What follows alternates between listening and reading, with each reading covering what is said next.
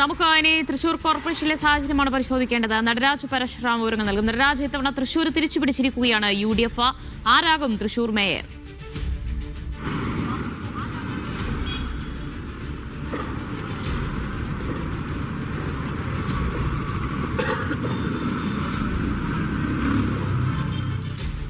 നടരാജ്, കേൾക്കാമോ?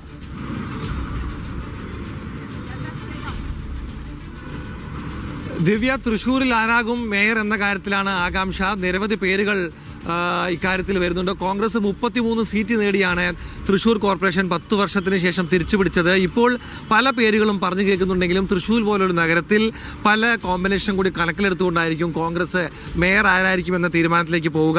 Saradha Muraleedharan, Niji Justin, Subi Babu, Lali James, Sheena ചന്ദ്രൻ തുടങ്ങിയ പേരുകളാണ് ഇപ്പോൾ മേയർ സ്ഥാനത്തേക്ക് ഉയർന്നു കേൾക്കുന്നത്. ഡെപ്യൂട്ടി മേയർ സ്ഥാനത്തേക്ക് മുതിർന്ന നേതാവും അയ്യന്തോൾ കൗൺസിലറുമായ പ്രസാദിന്റെ പേരും ഉയർന്നു കേൾക്കുന്നുണ്ട്. ബൈജു വർഗീസിന്റെ പേരും പറഞ്ഞു കേൾക്കുന്നു. പ്രധാനപ്പെട്ട കാര്യം, കോൺഗ്രസ് അടുത്ത നിയമസഭാ തെരഞ്ഞെടുപ്പിൽ ആരെയാണ് തൃശ്ശൂരിൽ മത്സരിപ്പിക്കാൻ ആഗ്രഹിക്കുന്നത് എന്നതിനെ ആശ്രയിച്ചിരിക്കും തൃശ്ശൂർ മേയർ ആരായിരിക്കും എന്നുള്ളത്. കാരണം ഒരു ക്രിസ്ത്യൻ കാൻഡിഡേറ്റിനെ അവതരിപ്പിക്കാൻ ഉദ്ദേശിക്കുകയാണെങ്കിൽ മേയർ പദവി സ്വാഭാവികമായിട്ടും ഒരു ഹിന്ദു വിഭാഗത്തിൽപ്പെട്ട ആൾക്ക് നൽകുക എന്നുള്ളൊരു കോമ്പിനേഷനിലേക്ക് പോകാൻ സാധ്യതയുണ്ട്.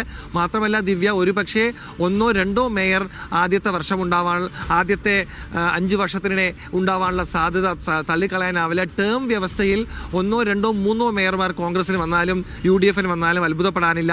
ഡെപ്യൂട്ടി മേയർമാരുടെ കാര്യവും അങ്ങനെ തന്നെയാണ്. പ്രസാദിന്റെ പേരിനൊപ്പം ബൈജു വർഗീസിന്റെ പേരും ഉയർന്നു കേൾക്കുന്നതിനാൽ ഇവർക്ക് ടേം വ്യവസ്ഥയിൽ നൽകാനുള്ള ഒരു സാധ്യതയുമുണ്ട്. പ്രസാദ് കഴിഞ്ഞ തവണയൊക്കെ തന്നെ മേയർ സ്ഥാനത്തേക്ക് തന്നെ പരിഗണിക്കപ്പെട്ട് കോൺഗ്രസിന്റെ ആളുകളിൽ മുൻനിരയിലുണ്ടായിരുന്ന ആളാണ്. ഇതെല്ലാം കൂടി കണക്കിലെടുക്കണം. എന്തായാലും ശാരദാ മുരളീധരൻ, നിജി ജസ്റ്റിൻ, സുബി ബാബു തുടങ്ങിയവരുടെ പേരുകളൊക്കെ തന്നെ വരുന്നു. ആരുടെ പേരിലും ഇപ്പോൾ ഒരു അന്തിമ തീരുമാനത്തിലേക്ക് കോൺഗ്രസ് പോയിട്ടില്ല. പാർലമെന്ററി പാർട്ടിയുടെ അഭിപ്രായം കൂടി കണക്കിലെടുത്തായിരിക്കും ഇക്കാര്യത്തിൽ അന്തിമ തീരുമാനമുണ്ടാവുക എന്ന് DCC പ്രസിഡന്റ് ജോസഫ് ടാജറ്റ് രാവിലെ തന്നെ വ്യക്തമാക്കി കഴിഞ്ഞിരുന്നു. എന്തായാലും പാർലമെന്റ് പാർട്ടി യോഗമൊക്കെ തന്നെ വരും ദിവസങ്ങളിലേ നടക്കുള്ളൂ. അതുപോലെ തന്നെ സ്റ്റേറ്റ് ലീഡർഷിപ്പിന്റെ കൂടി അഭിപ്രായവും ഉപദേശവും കണക്കിലെടുത്തായിരിക്കും ഇക്കാര്യത്തിൽ ഒരു അന്തിമ തീരുമാനത്തിലേക്ക് കോൺഗ്രസ് പോവുക എന്നുള്ള കാര്യവും ശ്രദ്ധേയമാണ്.